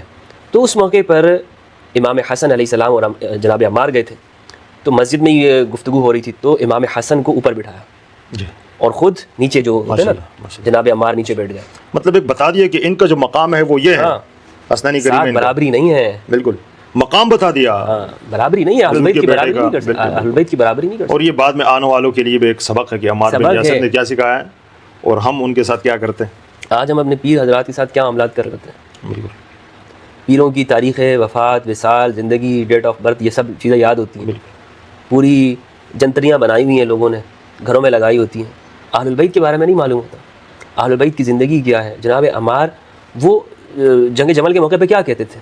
جناب عمار نشانی تھے حق اور باطل کی، یعنی لوگ صحابہ جب دیکھتے تھے نا وہ کہتے تھے عمار اس سائڈ پر ہیں تو صحابہ اس سائڈ پر، بدری صحابہ یہ دیکھتے تھے کہ عمار ان کے لیے اسوہ ہے، عمار جو شخصیت ہے نا عمار، اسی لیے جناب ام المومنین عائشہ رضی اللہ تعالیٰ عنہ جنگ جمل کے بعد حضرت عمار ان کے پاس گئے، طبری کی روایت ہے اور صحیح السند روایت ہے، ان کے پاس گئے اور کہا کہ ام المومنین وہ کیا ہوا کہ قرآن مجید میں جو آپ سے وعدہ لیا گیا ہے وقرن فی بیوتکن کہ تم گھروں میں ٹکی رہو، آپ نے اس کا کیا پاس رکھا، یہ جو وعدہ آپ سے کیا گیا تھا؟ تو ام المومنین نے کہا کہ کیا یہ ابو الاغزان ہے؟ تو جناب عمار نے کہا ہاں ابو الاغزان میں عمار ہوں۔ کہا کہ خدا کی قسم یہی بات صرف عمار کر سکتا ہے، کوئی اور نہیں کر سکتا، کہ عمار سر سے پیر تک وہ ایمان سے بھرا ہوا۔ جناب ام المومنین یہ دیکھتی ہیں کہ یہ جو حق کی بات کر رہے ہیں نا، جس کو اللہ نے یہ جرت دی ہے کہ جس کی زبان پر حق بول رہے ہیں وہ عمار بن یاسر ہے، جناب عمار رضی اللہ عنہ۔ تو میں تو صرف یہ پیغام دے رہا ہوں کہ ہم اہل بیت کو پہچانیں، اور اہل بیت کی جیسی پہچان ہوگی جس شخص کو شاہ صاحب، تو وہ شخص تقویت سے بھی نکلے گا، اس کے اندر اچھی باتیں بھی آئیں گی، وہ دوسروں کے لیے بھی فائدہ مند ہوگا، معاشرے کے لیے بھی، سوسائٹی کے لیے بھی، اس کی زندگی بھی اچھی ہوگی اور دوسروں کو بھی اچھا بنانا چاہے گا۔ بالکل مفتی صاحب جزاک اللہ، مجھے بھی ایک سوچ اور اچھا کچھ سوالات میں بھی آپ سے کرنا چاہتا ہوں، آپ کی اگر اجازت ہو تو میں آپ سے کچھ سوال کروں۔ پہلا تو میں آپ سے سوال کرنا چاہتا ہوں کہ آپ مجھے یہ بتائیں کہ آپ اپنی تعلیم کے بارے میں ذرا بتائیں، اپنی زندگی کے بارے میں تھوڑا مجھے بتائیں کہ کہاں پیدا ہوئے آپ، کس طرح آپ کی زندگی گزری ہے، کہاں تعلیم حاصل کی ہے، کتنی تعلیم آپ نے حاصل کی ہے، کن اساتذہ سے پڑھا ہے آپ نے، کس فرقے میں آپ تھے؟ بسم اللہ الرحمن الرحیم۔ مفتی صاحب تو ہماری تو تعلیم کا جو سلسلہ ہے بچپنی میں جو ہم نے حفظ جو میں نے کیا ہے وہ اپنے ہی گاؤں کے مدرسے میں کیا ہے۔ اچھا، پھر اس کے بعد 2004 میں کراچی آیا، سخی حسن ڈاکخانے میں ایک مدرسہ بتھا، ڈاکخانے کے اندر ہے، ڈاکخانے کے پاس ایک مشہور علاقہ سخی حسن ڈاکخانہ، کراچی نارت نازم آباد میں بتھا، میں نے 7 سال وہاں پڑھا، 7 سال رابعہ تک میں نے وہاں پڑھا۔ پھر اس کے بعد یعنی حفظ کے ساتھ ساتھ؟ نہیں، حفظ تو میں نے 2004 سے پہلے کی تھی، 2004 میں جب کراچی آیا اعدادیہ اول، اعدادیہ دوم، اعدادیہ سوم جو انداز ہیں، رابعہ تک میں نے ادھر پڑھا، متوسطہ اولا ثانیہ ثالثہ، بالکل. پھر اس کے بعد جو ہے نا 2 سال میں نے، جی 2 سال میں نے پھر سادسہ اور خامسہ 2 درجے میں نے مفتی نعیم صاحب کے پاس، مفتی نعیم جو بنوریا والے، جی بنوریا والے، اس کی شاخ میں پڑھے. پھر اس کے بعد میری طبیعت ذرا ناساز تھی، دورہ میں نے سید غلام نبی شاہ صاحب تھے. اچھا، یہ دورہ کے بارے میں لوگوں کو بتا دیں، کیونکہ اکثر لوگ دورہ کے بارے میں نہیں جانتے کہ مدرسے میں دورہ کیا ہوتا ہے. دورہ یہی ہوتا ہے نا کہ بھی جب آخری سال ہوتا ہے اس میں جو صحاح ستہ پڑھائی جاتی ہے، اور دورہ حدیث، ہاں سابعہ اور دورہ حدیث، جہاں ہمیں صحاح ستہ جو کتابیں حدیث مبارکہ کی اہل سنت کی ہیں وہ پڑھائی جاتی ہے.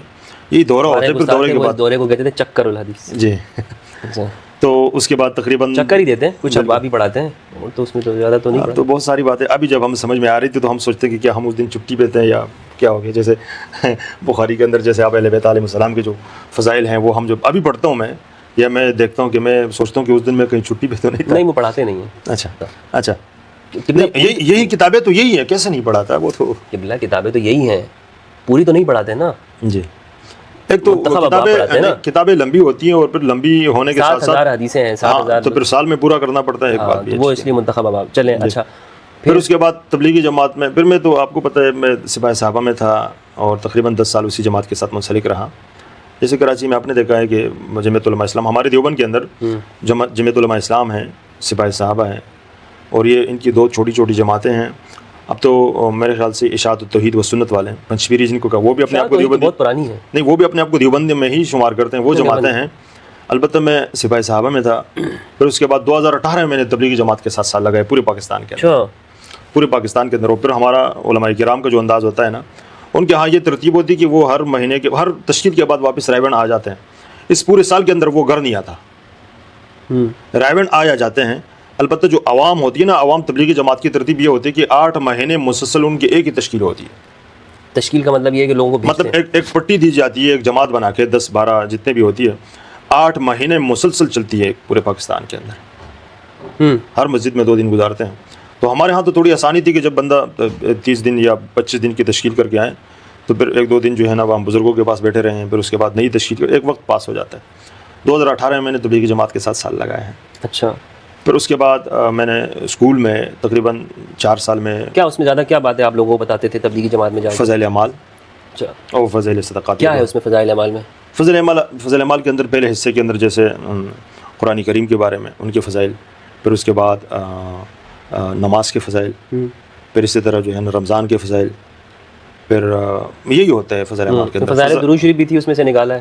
جی فضائل درود شریف ہے تو حضور کی محبت تھی، وہ نکال دیا نا وہ حصہ. نہیں اب تو ہیں، ابھی نہیں، بہت ساری حدیث تو ملتی ہیں البتہ نہیں، لیکن وہ پورا ایک حصہ نکالا ہے انہوں نے. وہ حصہ تو نہیں ہے اس میں. وہ کیوں نکالا ہے؟ میرے پاس پرانی والی رکھی ہے گھر میں، ماشاءاللہ، جتنی موٹی تھی. اس کے آخری جو حصہ تھا نا وہ فضائل درود شریف ہے. اچھا. اس میں یہ لکھا ہوا ہے کہ جب آپ گھروں میں داخل ہو تو الصلاۃ والسلام علیک یا رسول اللہ. ماشاءاللہ.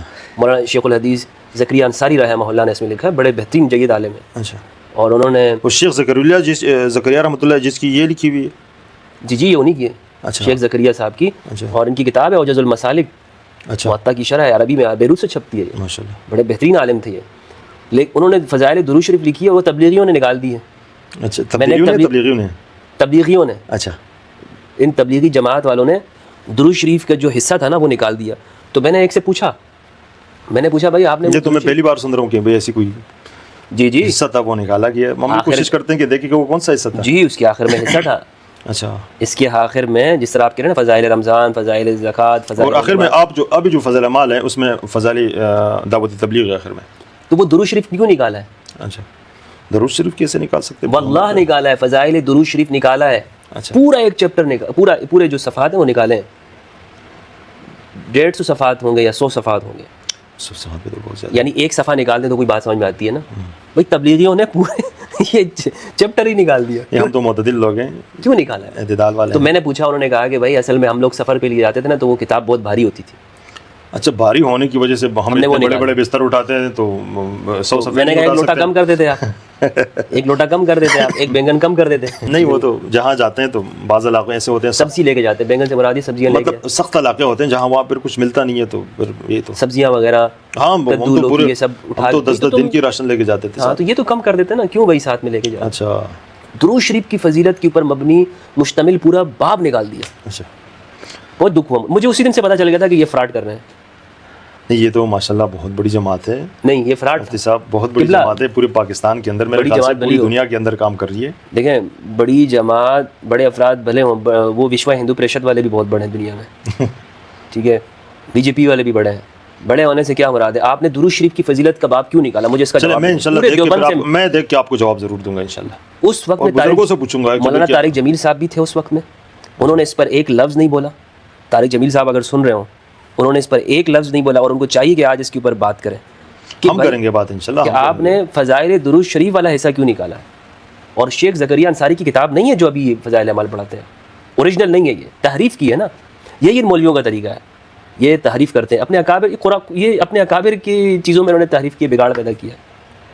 اگر میں غلط بول رہا ہوں نا, یہ کیمرے کے اوپر بول رہا ہوں, کوئی شخص جھٹلا کے بتا دے کہ نہیں بھائی ہمارے بزرگوں نے نہیں نکالا اس کو, تو انشاءاللہ ہم دیکھ کے آپ کو ضرور جواب دیں گے کہ بھئی نکالا یا نہیں نکالا. اگر نکالا ہے تو کیوں نکالا. آپ کا بھی فرض بنے گا کہ آپ ان تک بات پہنچائیں گے اور اس پہ ویڈیو بنائیں گے. چلیں آگے چلیں. پھر اس کے بعد ہم نے جہاں مدرسے میں نے تقریباً خامسہ میں احادیث مبارکہ کی کتابیں پڑھاتا رہا 1 سال, اور 4 سال میں کالج میں اردو اور اسلامیات پڑھاتا رہا تورغر کے اندر ہمارے علاقے میں.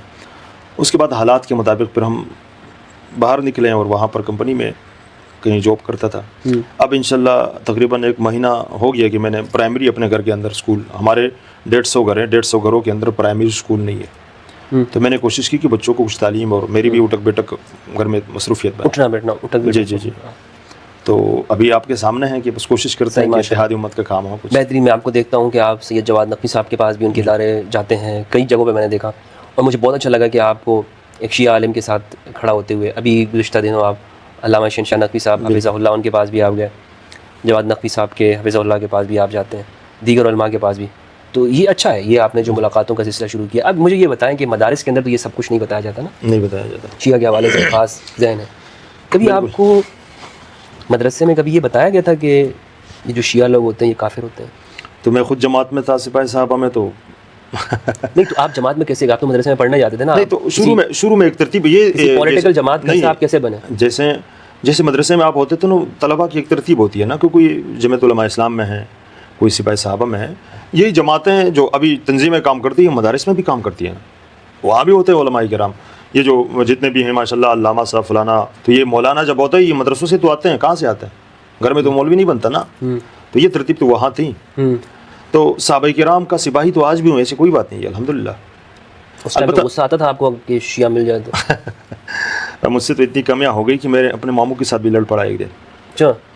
اس لیے کہ وہ یزید لعنت اللہ کے بارے میں میں یہ کہتا تھا کہ 300 صحابہ کرام نے بیعت کی ہے, تو تم آپ کہتے تھے یزید کی اچھائیاں کرتے تھے؟ اللہ میں نے یہی کہا کہ 300 صحابہ کرام نے بیعت کی, تم کون ہوتے ہو یزید کو برا بلا کہنے والا. تو پھر وہ مشہور جملہ مودودی صاحب نے کہا کہ بھئی ایسے صحابہ تو نہیں ہو سکتے جو یزید کی بیعت کرے امام حسین کو چھوڑ کے. پھر وہ مودودی رحمۃ اللہ نے ایک سوال پوچھا نا, میں یہی ان سے پوچھتا ہوں کہ بھئی تم لوگوں نے یزید کی بیعت امام حسین کو چھوڑ کے یزید کی بیعت کیسی کی؟ تو سختی تو ذہن میں بہت زیادہ تھی.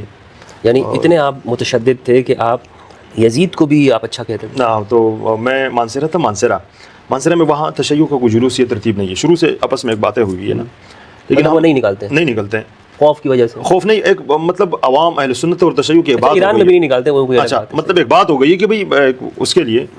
تو میں ابھی ہم سپاہی صحابہ والے, میں نے 3 سال مسلسل وہاں میں مارگاؤں کے باہر ہم کھڑے رہتے تھے محرم میں, کبھی باہر نہ نکلے. اچھا جی, کبھی باہر نہیں آنے چاہیے. ہاں, پھر میں ایک مرتبہ خود اسی ایک امام بارگاہ میں گیا, وہاں جو شاہ صاحب تھے اس نے میرا ماتھا چھوما, کہنے لگے کہ بھئی آپ نے تو یہاں مجھے باہر جانے نہیں دیا, آج اندر آ گئے. وہ کسی پاسپورٹ کے حوالے سے میں گیا تھا, تو پھر امام بارگاہ بھی دیکھا کہ امام بارگاہ بھی ایسا ہوتا ہے. کب دیکھی آپ نے پہلی مرتبہ زندگی میں؟ یہ امام بارگاہ میں نے پہلی بار پچھلے سال دیکھا ہے اندر سے.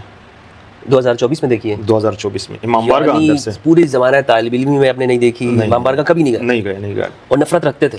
نفرت تو کیا, وہ راستے سے گزرتے ہوئے بھی گالیاں بکتے. لیکن یہ پھر کیسے ہو سکتا ہے کہ ایک انسان کسی کو جانتا نہ اور اس سے نفرت رکھے؟ مطلب وہ تو خود نہ جانتا ہوئے ذہن تو تیار کیا جاتا ہے نا.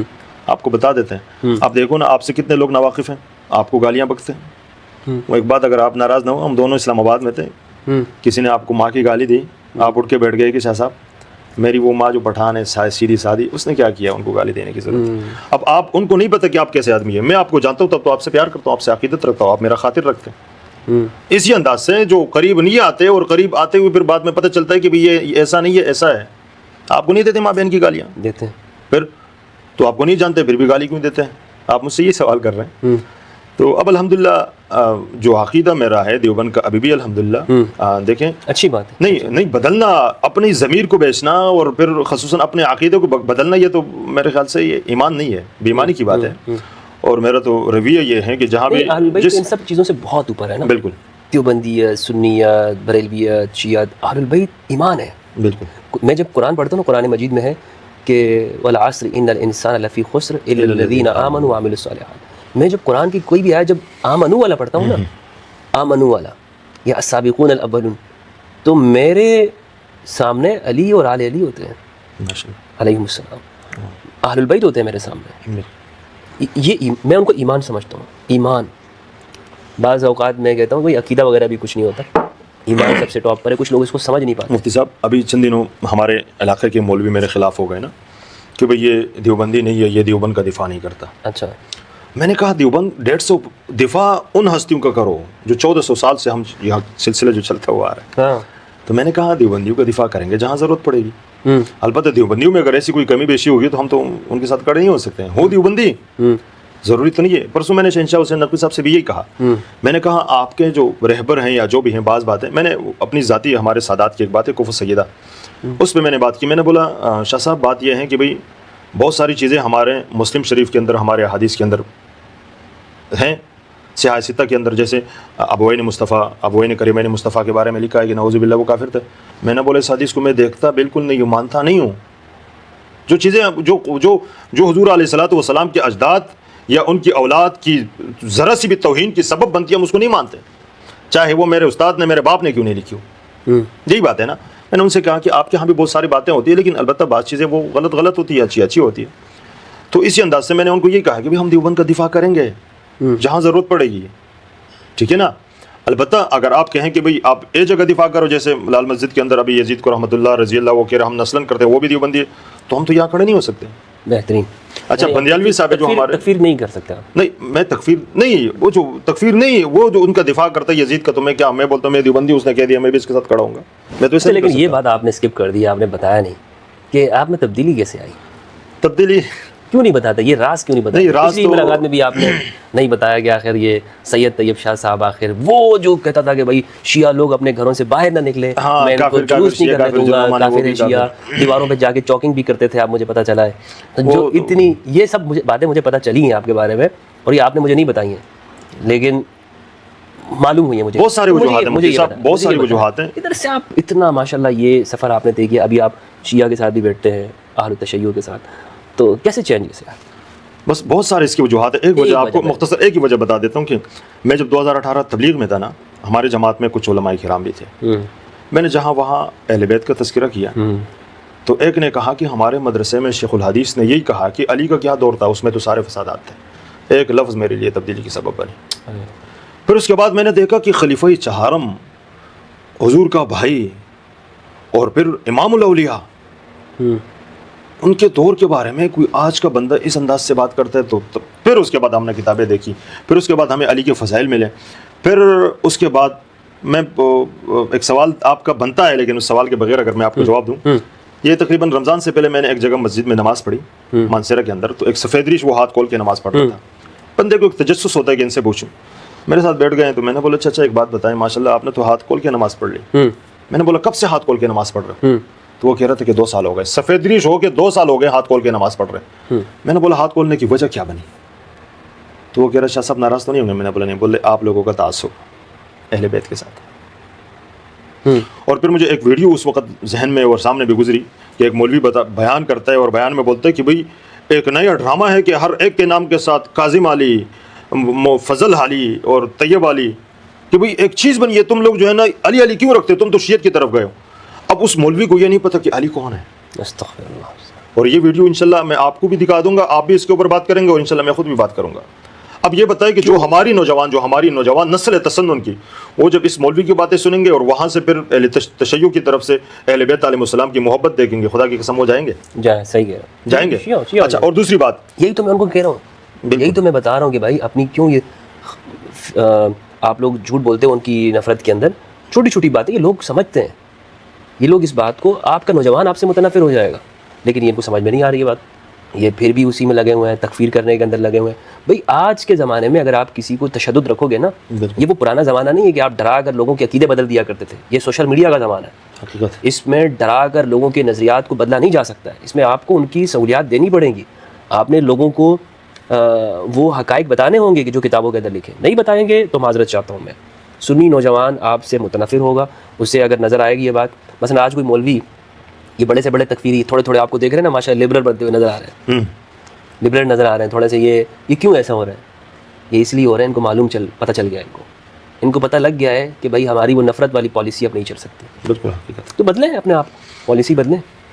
تو اچھا، تو یہ آپ کی وجہ تھی مطلب تبدیلی کی، اور اب مجھے بتائیں کہ پہلے تو آپ سمجھتے تھے کہ یہ لوگ کافر ہیں، آپ سمجھتے ہیں؟ مفتی صاحب ایک اور سوال کے ایک جواب بنتا ہے یہ کہ اب میں شیعوں کو کس نظر سے دیکھتا ہوں؟ ہاں، کس نظر سے دیکھتے ہیں آپ؟ دیکھیں، جس طرح ہم صحابہ کرام کی تکفیر کو حرام سمجھتا ہے، بالکل اسی انداز سے عام شیعہ عام مسلمان کی بھی تکفیر کو حرام سمجھتے ہیں، سمجھ گئے نا؟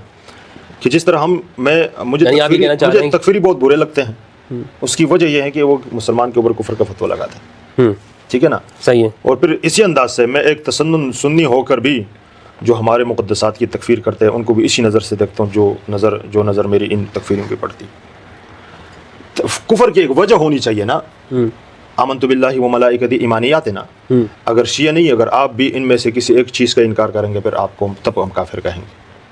جب ایمانیات کا آپ انکار نہیں کرتے تو ہم ایسے انداز سے آپ کو کافر نہیں کر سکتے۔ اور پھر دوسری بات یہ ہے کہ بھئی کافر نعرے لگانے سے یہ فساد بنتا ہے، گڑتا نہیں ہے، یہ آگے فساد بنے گا۔ اور میں اکثر شیعہ نہیں، جو روافظ ہوتے ہیں، روافظ وہ صحابہ کرام کی ضرور تبرہ بھی کرتے ہیں، ان کی توہین بھی کرتے ہیں، میں نے دیکھا ہے، اگر کوئی کہیں کہ نہیں کرتے تو ہم دکھائیں گے ان کو۔ پھر میں سمجھتا ہوں کہ اس کی وجہ بھی یہ بنتی ہے کہ آپ ان کو کہتے ہیں کہ کٹمل ہیں، کافر ہیں، فلانا ہے، زندیق ہے، یہ ہے، وہ ہے، تو پھر آپ کو بھی نہیں ہے، پھر آپ کے آباء و اجداد کو، صحابہ کرام کو بھی آپ کی وجہ سے کہنا پڑتا ہے ان کو، یہ میں نے دیکھا ہے۔ اچھا، تو یعنی آپ یہ کہنا چاہ رہے ہیں کہ کوئی اگر آپ یہ کہتے ہیں کہ بھئی تکفیر نہیں ہونی چاہیے عام بندے کی، تو صحابہ کی بھی نہیں ہونی چاہیے، صحابہ کی بدتری اولا بدر جولا یہ کہتا آپ جب ان کے ساتھ بیٹھتے ہیں تو آپ کو کبھی ان کی طرف سے کوئی تکلیف محسوس ہوئی ہے؟ نہیں، مجھے تکلیف اس لیے محسوس نہیں ہوگی اور نہیں ہونے ہوگی کہ میری جو گریبان ہے خدا کے سامنے صاف ہے۔ جب میں خدا کا مجرم نہیں ہوں تو پھر کسی کا بھی مجرم نہیں ہوں۔ خدا کا مجرم میں تب بنوں گا کہ میں نعوذ باللہ کسی صحابی کی یا کسی اہل بیت علیہ السلام کی کسی ہستی کی ان کی توہین کروں گا تو میں خدا کا مجرم بنوں گا، پھر ان تکفیریوں کا مجرم تب ہوگا۔ لیکن میں اپنے گریبان میں دیکھتا ہوں کہ میں خدا کا مجرم نہیں ہوں تو میں کسی کا بھی مجرم نہیں ہوں۔ البتہ گالیاں فلانا ڈنگانا تو فون بھی کبھی کبھی، یہ تو عام باتیں ہیں، جب وقت آئے گا سامنے ایک دوسرے کے بیٹھیں گے تو پھر آگے بات ہوگی۔ چند دنوں پہلے مجھے بڑا چنار سے ایک مرتبہ کسی کی کال آئی کہ بھئی آپ سید ہیں، میں نے بولا ہاں۔ فلانا بات کر رہے ہیں، میں نے بولا ہاں۔ بولتے ہم آپ کو نہیں چھوڑیں گے۔ اچھا، میں نے بولا کیوں بھائی؟ بولتے آپ شیعوں کے ساتھ بیٹھتے ہیں۔ میں نے بولا میں لڑکی تو نہیں ہوں کہ گھر میں بیٹھوں، میرے ساتھ جو بھی بیٹھے گا ان کے ساتھ بیٹھوں گا۔ میں نے بولا، بولتے میں بھی سید ہوں۔ میں نے بولا آپ کس امام کی اولاد میں سے؟ جس طرح امام نقی علیہ السلام کی جو اولاد ہے وہ نقوی ہیں، امام موسیٰ کاظم کی جو اولاد ہے وہ کاظمی سید ہے۔ بولتے ہمارے امام تو حضرت ابوبکر صدیق ہیں اور حضرت عمر ہے اور یہ سارے ہمارے امام ہیں۔ میں نے بولا ائمہ اہل بیت کی بات کرتا ہوں، جو 12 ائمہ اہل بیت ہے۔ وہ کہنے لگے یہ تو میں مولوی صاحب سے پوچھوں گا۔ میں نے بولا آپ اپنے آپ کو سید بھی کہتے ہیں اور مجھے دھراتے بھی ہیں، دھمکاتے بھی ہیں، اور مجھے یہ کہتے ہیں کہ گھر بھی آؤں گا، یہ بھی کروں گا، اور میں نے جب آپ سے یہ پوچھا آپ کون سے سید ہیں تو آپ کے امام بہت سارے ہو گئے۔ تو اس طرح دھمکیاں فلانا ڈنگانا، لیکن ہم ان چیزوں کو دیکھتے نہیں ہیں، اس لیے کہ یہ تو جب آپ اتحاد کی بات کریں گے، حضور علیہ الصلوۃ والسلام کی امت جوڑنے کی بات کریں گے تو یہ تکلیفات تو ہوتی ہیں۔ تکفیر کا خاتمہ کیسے ممکن ہے پاکستان میں؟ مفتی صاحب بہت بڑا سوال ہے۔ قبلہ میں یہ چاہتا ہوں ہم مل کر یہ جو تکفیر ہے نا، جی، اس کے خاتمے کے لیے کام کریں، اس کے خاتمے پہ بات کریں۔ بالکل، یہ کسی کو کافر قرار دینا ساری برائیوں کی جڑ یہی ہے۔ آج آپ دیکھ لینا کہ وطن عزیز مشکلات کا شکار ہے، بالکل، بہت زیادہ۔ فتنۃ الخوارج جو ہے وہ عوام کو بھی قتل کر رہا ہے، نہتے معصوم شہریوں کو نشانہ بنا رہا ہے، بچے، عورتیں، بوڑھے، کوئی اس سے محفوظ نہیں رہا۔ جوان ٹرین کو بھی نشانہ بنایا گیا، جی، ایک طرف باغیوں کا سامنے، دوسری طرف سے فتنۃ الخوارج کا۔ جی، پاک فوج ان سے نبرد آزما ہو رہی ہے، ہمارے جوان شہید ہو رہے ہیں، ہمارے جوان دلیری کے ساتھ مقابلہ کر رہے ہیں، وطن کی سرحدوں کا دفاع کر رہے ہیں۔ ایک طبقہ پاکستان کے اندر ایسا ہے کہ جو کوشش کر رہا ہے کہ عوام اور فوج کے درمیان میں خلیج ڈالے۔ ایسے میں شاہ صاحب کیا یہ ضروری نہیں ہے کہ یہ جو خارجیت ہے، یہ اصل اس کی بنیاد تو تکفیریت ہے نا؟ انہوں نے امام علی کو کافر کہا، انہوں نے اہل البیت کو کافر کہا، वलियाज़ु बिल्लाह, अहलुल बैत के इमाम को इन्होंने काफिर कहा है ये खारिजियों ने। तो क्या हम ऐसा क्या कर सकते हैं कि पाकिस्तान में खारिजियत का और फितनतुल खवारिज का खात्मा हो? अच्छा मुफ्ती साहब, सबसे पहली बात ये, अगर आप इन तकफीरियों से पूछें ना कि आप तकफीर क्यों करते हैं, किसी को काफिर क्यों कहते हैं, तो आपको सबसे पहले मिसाल देते हैं कि जो सहाबा किराम को बुरा भला कहते हैं हम उनको ज़रूर काफिर कहेंगे। परसों में नहीं, ये सबको कहते हैं, ये सब सुने ना, ये मुझे कहते हैं, मैंने कभी सहाबा को बुरा कहा नहीं कहा, मैंने कभी कहा है, कोई भी साबित नहीं कर सकता। हाँ, तो ये कहेंगे तो इमाम हम शाफी ने तशय्युअ के साथ बैठते हैं ना, हमें तो इसलिए कहते हैं। इमाम शाफी ने ये कहा था कि अगर अहलुल बैत की मोहब्बत रिफ्ज़ है तो जिन्होंने इस गवाह हो जाए मैं राज़ी हूँ। बिल्कुल। उन्होंने कब सहाबा को बुरा कहा था कि जो उनको लोगों ने राज़ी कहना शुरू कर दिया? जी। तो ये तो इमाम नसाई को क्यों ठुड्डे मार के शहीद किया गया? अम्मार इब्न यासिर को किसने शहीद किया? अम्मार इब्न यासिर का सर काट के कौन फिराता रहा है, इधर से उधर कौन लेके जाता रहा इनाम के लिए? हुज्र इब्न अदी को किसने हाथ बांध के कत्ल किया, गर्दन मारी है? कौन थे? कब्रों से किसने निकाला? अभी ये 2012 में इंटरनेट के ऊपर वीडियो मौजूद है, हज़रत हुज्र इब्न अदी रज़ी अल्लाह तआला अन्हु अलैहिस्सलाम, उनको कब्र से निकाला गया। कौन है ये लोग? क्या ये लोग सहाबा को बुरा कहते थे? तो भाई ये तो खैर इल्ज़ाम है इनका कि ये सहाबा को बुरा कहते हैं, कुछ और वजह है। मुझे लगता है कि हज़रत की ये लोग जो तकफ़ीर करते हैं ना, इसकी कुछ और वजह है। आपके नज़दीक मज़ीद क्या है? मेरे नज़दीक जो मैं उनसे सुनता हूँ ना कि तकफ़ीर की वजह यह है कि मुक़द्दसात का एहतराम। परसों मेरी जब अल्लामा साहब से मुलाकात मतलब हुई, मुक़द्दसात का एहतराम कैसे करें? शिया लोग कैसे मुक़द्दसात का एहतराम करें? मेरा नज़रिया है कि भाई ज़रूरी नहीं है कि हम ठेकेदार ना बने कि ज़बरदस्ती आपको मनवाए कि आप सहाबा को माने, नहीं, कोई ज़रूरत नहीं है। सही है। आप सिर्फ तौहीन न करें, मानना कोई ज़रूरत नहीं है, न माने, तौहीन न करे बस। तो इनसे क्या मुराद है? तौहीन उनके ऊपर तबर्रा, उनके ऊपर लानतें, और बास तो बाहर ममालिक में बैठ के ना औज़ुबिल्लाह वो उनको बेईमान समझते हैं, काफिर कहते हैं, देखा है हमने। लेकिन दूसरी बात ये, जिस तरह आपने मुझसे पूछा ना, यही सवालात मैंने तशय्युअ के बड़े बड़े बुज़ुर्गों से भी किए हैं, और मैंने किया यही कहा कि भाई आपके यहाँ फ़लाना लंदन में बैठ के ये बातें करते हैं, क्या वो शिये? आपने कभी उनसे बरात का ऐलान किया है? ये चंद दिनों पहले मैं इस्लामाबाद में एक बहुत बड़े आलिम, नाम ज़रूरी नहीं है, मैं उनके पास बैठ गया। मैंने कहा कि भाई फ़लाना जो है ना, वहाँ बैठ के आप यहाँ इत्तिहाद की बात करते हैं, शिये सुन्नी मिलकर इत्तिहाद करें, वो जो काम कर रहे हैं वो क्या कर रहे हैं? वो तो उसने इत्तिहाद की धज्जियाँ उड़ाई। कहने लगे शाह साहब ज़्यादा बातें कोई ज़रूरत नहीं है। हमारे तकरीबन 17-18 चैनल ऐसे हैं जिनका काम है कि शिये सुन्नी फसादात बने। हमारे बुज़ुर्गों ने मना किया है कि भाई इनके साथ इनका सुनना हराम है। अच्छा। और इसी तरह 17-18 चैनलों के अलावा जो जिनके आप नाम ले रहे हैं कि फ़लाना कर रहे हैं, फ़लाना कर रहे हैं, हमारे मुज्तहिदीन ने कहा है कि इनका सुनना हराम है।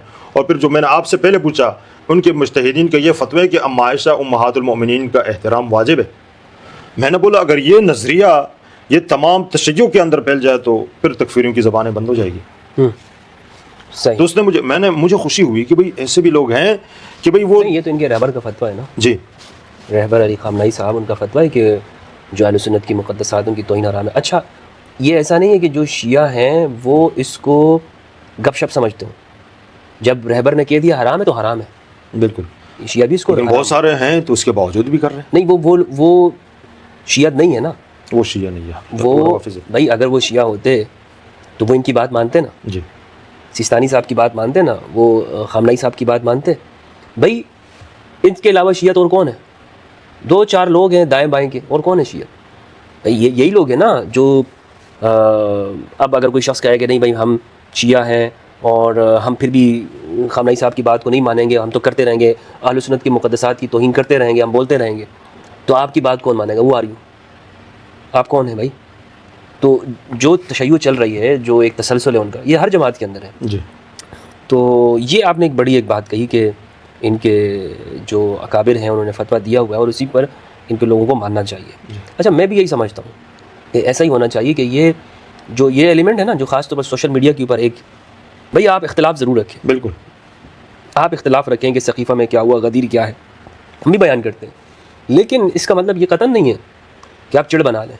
अगर आप यहाँ से चिड़ बनाएंगे तो अगर कल उसने बुग़्ज़ में आकर यहाँ ही कर दिया, और ये एक अहले सुन्नत की मजबूरी भी है। लेकिन मैं आपको एक हकीकत बताऊँ कि यहाँ पर ये जो नफ़रत फैलाने वाले जो तबक़ात है ना, ये दोनों तरफ है।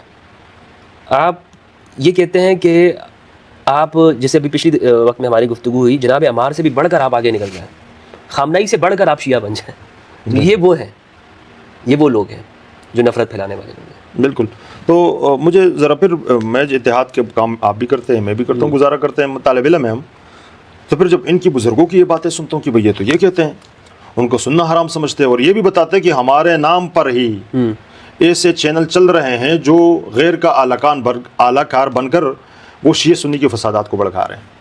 اچھا، ان کو پتہ ہی نہیں ہے، ان کو نہیں پتہ کہ یہ کون ہے اور کیا کر رہے ہیں، لیکن جو سمجھدار ہیں بالکل اسی انداز سے ہمارے اہل سنت کے اندر کتنے تکفیری ہیں جو مجھے بھی نقصان پہنچا رہے اور آپ کو بھی نقصان پہنچا رہے، تسنن کو بھی نقصان پہنچا رہے۔ بہت اچھی گفتگو آپ کے ساتھ رہی ہے علامہ صاحب، شاہ صاحب، بہت اچھی آپ نے گفتگو کی ماشاءاللہ سے، مجھے بہت خوشی ہوئی آپ تشریف لائے، پروردگار آپ کو آپ کے علم میں برکتیں دے، آپ کی توفیقات خیر میں اضافہ فرمائے، جہاں آپ خیر کے کام کر رہے ہوں تو اس کے اندر پروردگار آپ کی مدد کرے۔ دوستو، یہ تھے ہمارے ساتھ طیب شاہ صاحب، جنہوں نے کچھ سوالات مجھ سے کیے اور کچھ سوالات میں نے ان سے کیے۔ اس طرح ایک دوسرے کو سمجھنے کا یہ سلسلہ جو ہے یہ چلتے رہنا چاہیے، اور میں یہ سمجھتا ہوں کہ ہم اس طرح کی کوششیں جاری رکھ کے مختلف جو فیت کے لوگ ہیں، مختلف مسالک مذاہب کے لوگ ہیں، ان کو ایک پلیٹ فارم پر لے آئیں گے۔ جو سب سے اچھی خوبصورتی یہ ہوتی ہے کہ ہم اپنے نظریے کو مدلل طور پہ بیان کریں، دلیل کے ساتھ بیان کریں، اپنے مدعا میں ہم مضبوط ہوں، ٹھوس ہوں، لیکن وہیں پر ہم یہ ضرور خیال رکھیں کہ دوسروں کی جو مقدسات ہیں اس کی توہین نہیں ہونی چاہیے، اور ساتھ میں یہ بھی ہم خیال رکھیں کہ اہل البیت علیہم السلام وہ ہر جگہ پر مقدم ہیں، افضل ہیں، اور ان کی تعلیمات کی ترویج ہونی چاہیے تاکہ پاکستان کے اندر اور دنیا بھر کے اندر امن ہو، محبت ہو، بھائی چارہ ہو۔ السلام علیکم ورحمۃ اللہ وبرکاتہ۔